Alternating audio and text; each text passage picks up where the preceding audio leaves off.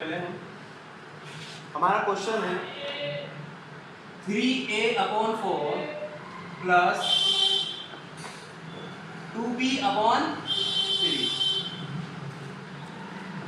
ठीक है, 4a plus 3b। ठीक है, अब ये हमारा क्वेश्चन जैसे दे रखा है तो आपको मैंने क्या बताया कि ये इससे मल्टीप्लाई करेगा, ये नंबर फिर इससे मल्टीप्लाई करेगा, ये इससे, देन ये नंबर इससे मल्टीप्लाई करेगा। अब हम अगर देखें कि ये 3a, पहले क्या होगा 3a/4 मल्टीप्लाई करेगा किससे, 4a से। ठीक है, फिर अब बीच में प्लस का साइन है तो प्लस प्लस प्लस। अब 3a/4 मल्टीप्लाई करेगा किससे, 3b से। अब 3a/4 का पूरी तरह से वर्क कंप्लीट हो चुका है क्योंकि इसने इससे भी मल्टीप्लाई कर लिया और इसको भी मल्टीप्लाई कर लिया। अब हम क्या करेंगे, नेक्स्ट प्लस, तो बीच में प्लस का साइन है तो यहाँ प्लस लगाया। अब 2b/3 इन सबसे मल्टीप्लाई करेगा तो 2b/3 जब मल्टीप्लाई करेगा 2b/3 मल्टीप्लाइड बाय 4a। ठीक है, फिर 2b/3 देखो ये प्लस था और ये प्लस प्लस प्लस प्लस, तो 2b/3 मल्टीप्लाइड बाय 3। अब देखो हर एक इंडिविजुअल को इसको सॉल्व करेंगे तो अगर आप यहाँ देखो 4 डिनोमिनेटर में, यहाँ 4 डिनोमिनेटर में तो 4 से 4 कट जाएगा। ठीक है, 39 है 3 कौन सा, सेकंड वाला ये 3a।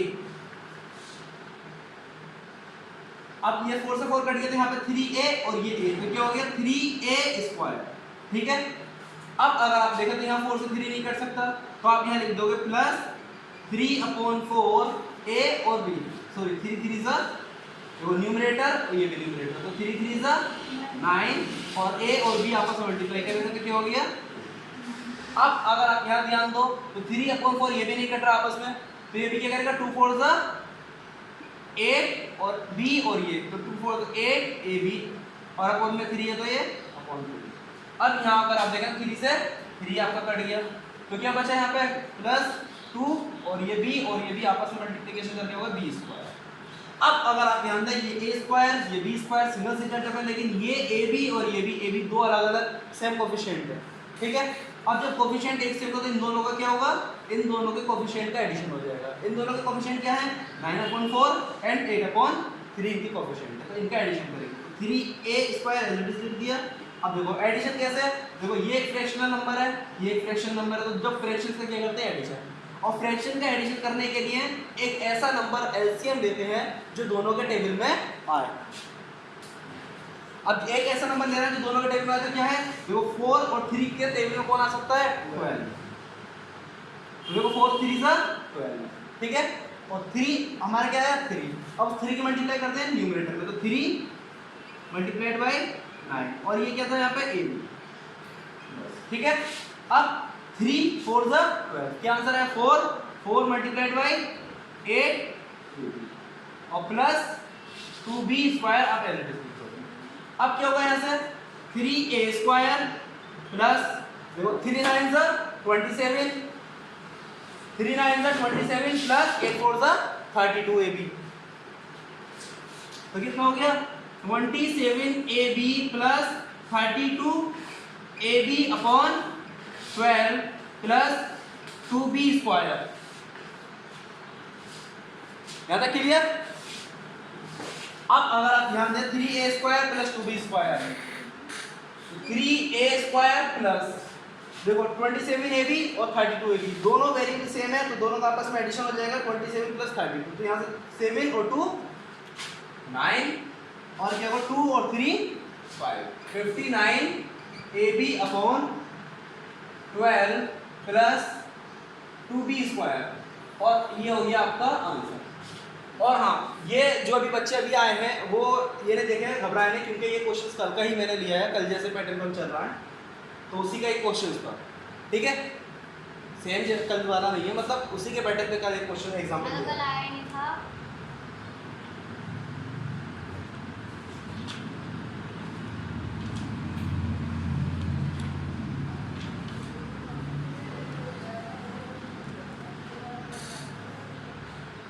इसको जल्दी से नोट करो फिर हम नेक्स्ट क्वेश्चन करते हैं।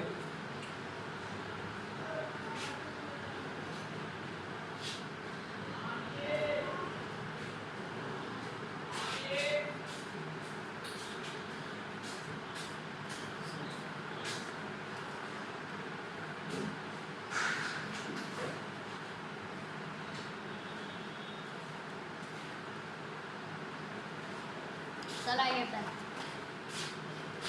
देखो अब हम नेक्स्ट क्वेश्चन देखते हैं आगे।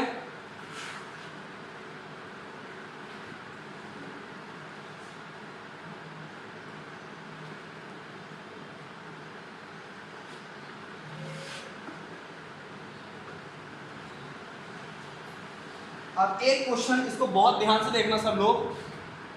ऐसे क्वेश्चन में क्या होगा, जैसे कि आपको दे रखा है x की पावर 4 प्लस 1 अपॉन x की पावर 4।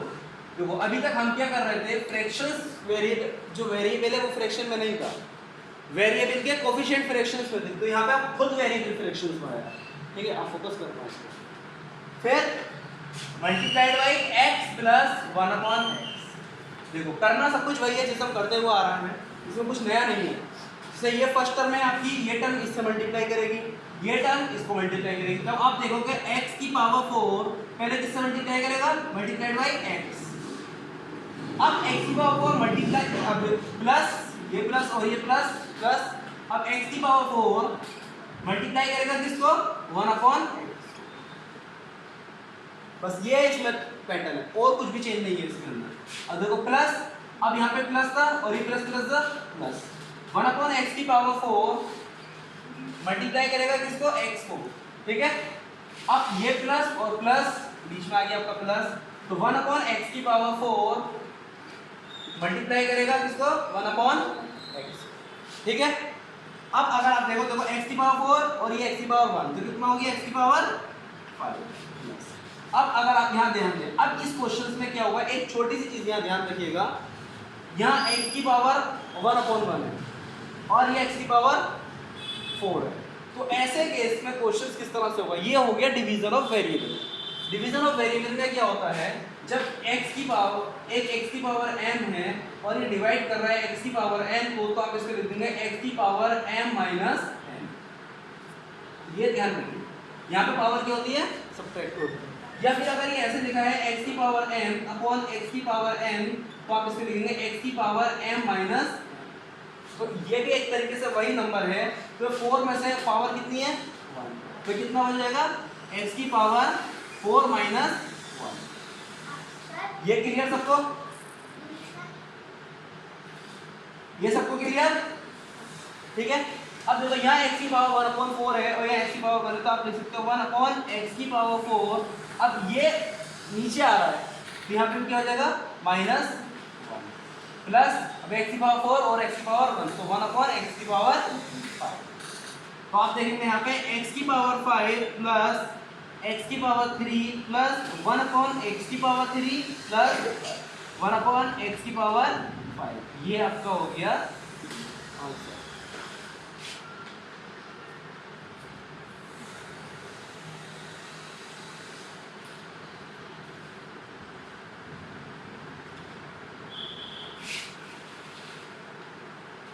अब क्लियर सबको, ये क्लियर अमन, डाउट रहता है आपको इसमें, क्लियर है, और ध्यान से देख लो, इसको प्रैक्टिस करना, कोशिश कीजिए।